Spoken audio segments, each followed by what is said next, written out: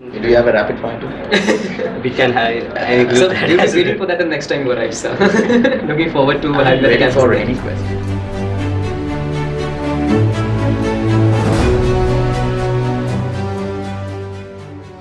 Good evening, sir. First Hi. of all, sir, thank you so much for coming to our campus. It was wonderful having you here. I hope you had a good experience as well.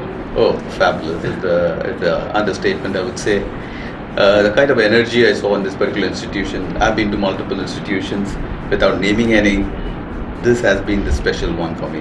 And the kind of energy I found here, I'm going with a lot of energy myself. Thank you so much, Yeah, sir. thank you for having me.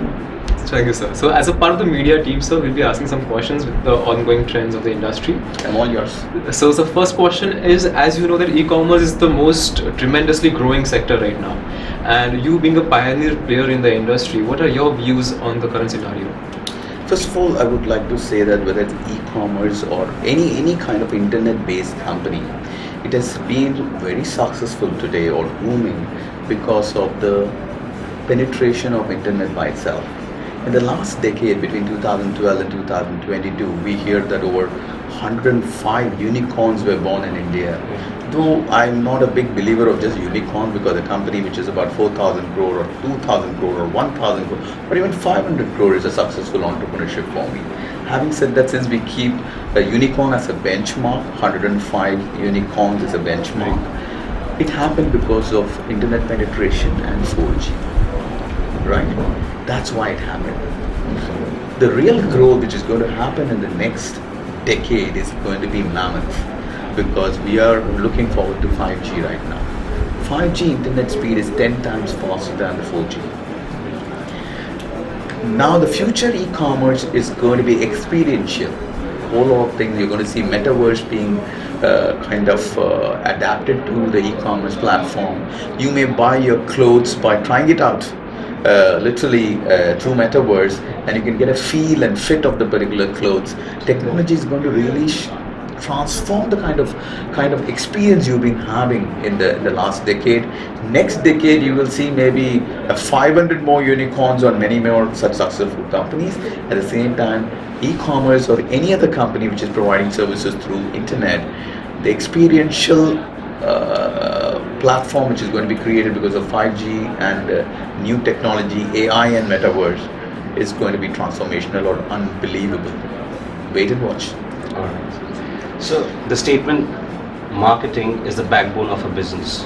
What are your views on it? Marketing is important. Having said that, I'm a firm believer of great product. Your biggest marketer is your own customer.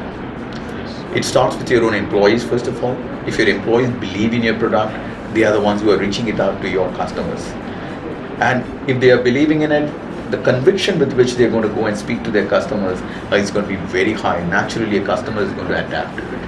When a customer gets a great experience of using that particular product and is very happy with the way it has come out, he's going to go and tell 10 people, hey, are you part of this?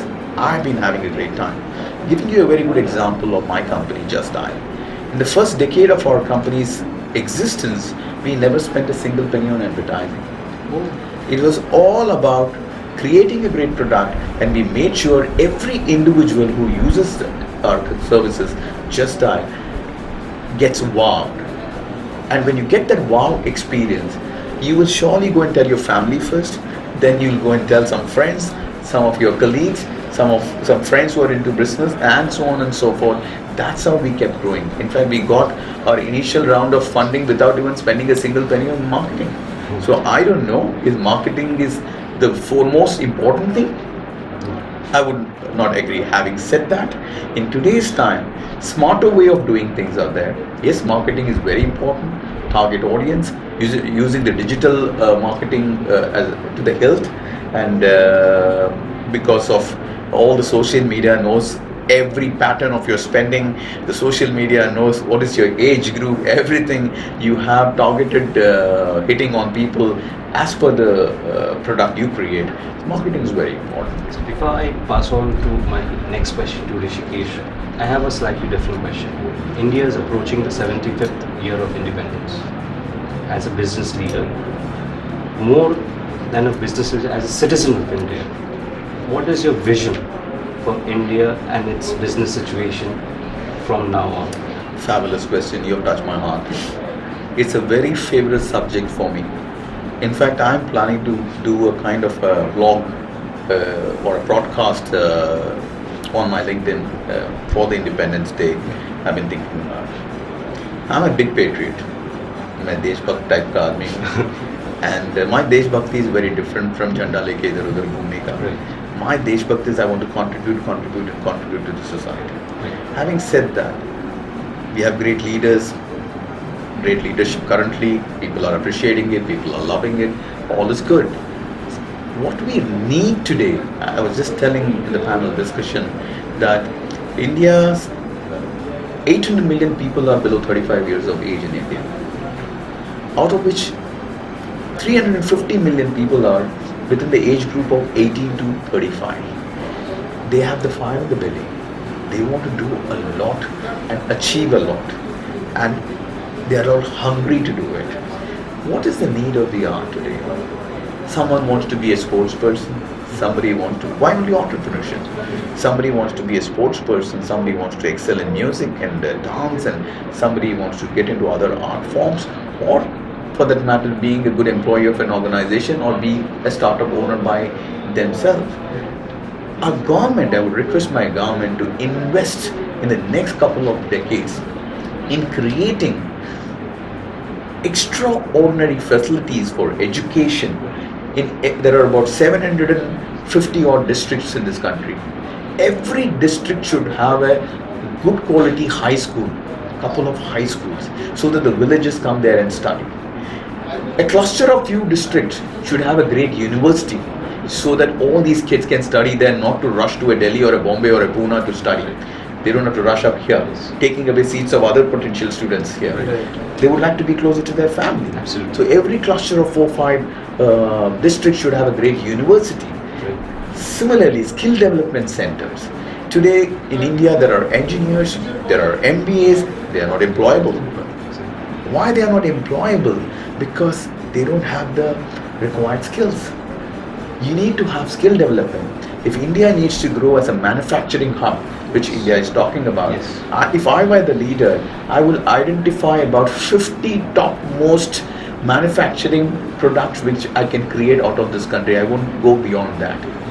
I will create skill development centers for these 50 odd potential manufacturing products or services, and I will make all these kids, even after school, join the skill development center, learn, and you become employable in all these manufacturing and in a setup which is being created by different entrepreneurs. You'll be employable there. So just imagine whether we are a boon or a bane, the population. That will be defined by how you can kind of nurture these people into something beautiful. Similarly, have sporting facility. Today in Commonwealth Games or any game, we get couple of golds here, couple of silver here, we're all happy. They've all achieved despite the government support. They've all achieved on their own. But just imagine, I may be a great swimmer, but if I don't see a swimming pool in my life, how would I know? I may be a great athlete, or maybe shot putter or a javelin thrower, whatever you call it. If I don't even have a stadium facility, how will I know? As a youngster. So if I have in all cluster of 5 districts, I have one stadium with sporting facility. Just imagine the kind of sports people we are going to create. And employment for all the retired sports people as coaches. Exactly. Every university you create, faculty is creating jobs for so many potential teachers. So on and so forth. I can go on this. I'll pass on the baton to Rishikesh for the last question. Thank you so much, Indra. It was some really eye-opening insights. Thank you so much. So before moving ahead, so the last question for the evening is, we at PIBM also have certain curriculums instilled within students regarding e-commerce and digital marketing. What in your views are the particular subjects or any kind of particular knowledgeable skills that the students might get in regards to e-commerce so that they can make a good career in digital marketing or e-commerce ahead? The faculty which is in charge of making the curriculum, I'm sure you have a team that works on curriculum, and that needs to be on their toes, because we're living in a different times. 20 years back, for a faculty creating some books which can run for another 5-10 years, nobody was bothered. Because nothing was changing in the country. So things were all okay. The same curriculum went on and on and on. Today, you have to teach blockchain. Right. If you don't learn blockchain, you come out, you learn nothing. Definitely. Right? Yes. As I say, metaverse is a major basics of metaverse. You are a management school, you don't need to learn technicals, but understand that as a subject. What can metaverse transform into? So that is the future with the 5G approaching. Similarly, in every subject you are taking, the people who are in charge of the curriculum have to be updating it every 2 years. We are living in those times. Every 2 years things are changing. You have to keep on updating the latest version of the same thing. Your iPhone is changing every year. What I mean to say is that we all change our phones every couple of years because of some new features. What about our curriculum? If not 2 years, 3 years. Every 3 years, the curriculum needs to be looked into, and people who are responsible have to keep working on it. And I would also advise all the university around to create their own skill development center, at least in 4 or 5 areas, where they feel that people can be also do this as an additional course in their MBA school. After the MBA school, 1 साल और पढ़ लो, skill development के लिए 6 महीने और पढ़ लो. उनके लिए भी पैसा बनाने का एक तरीका है, at the same time knowledge impart करने का एक तरीका है. ये भी किया जा सकता है. Because my worry today is that there are dime a dozen people who are passing out as graduates, but they are not employable. The curriculum needs to be changed and updated off and on. At the same time, skill development needs to be created in every university for all these kids to learn something extra. Definitely, sir. So we have a coffee with listeners session right now. Thank you so much for your insights. And I think Do you have a rapid fire too? we can have. I agree So with that we'll as be waiting well. for that the next time you arrive, sir. Looking forward to I'm having that ready again. for any questions. I always believe in one thing. Every question comes with an answer first, and then the question comes. Every problem is solution first, problem later. Problem is that people are always into the problem more than going towards solution or the answers. That's where I see the challenge. So, On that note, thank you so much, sir. We have learned, like, starting from customer experiences to availability of resources to you being a patriot to you actually giving the solution-oriented approach the students should have. Thank you so much for the wonderful experience. thank you very much Thank for you so having much, me, sir. and I'm enjoying every bit of it. Thank you. Thank you so much.